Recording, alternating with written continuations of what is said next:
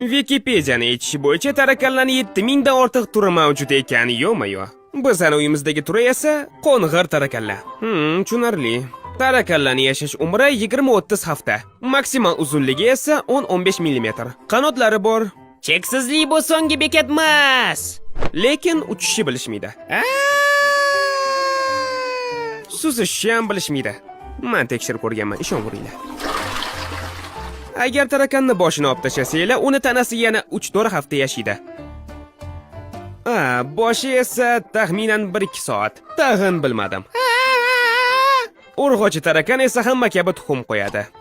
Aniqrog'i otika. Xullas, kapsula. Bu kapsulaning ichida taxminan 30 ta 40 ta tarakan. Bitta ona tarakan esa o'zini umri davomida o'qiylikchi 360 ta tarakan. What?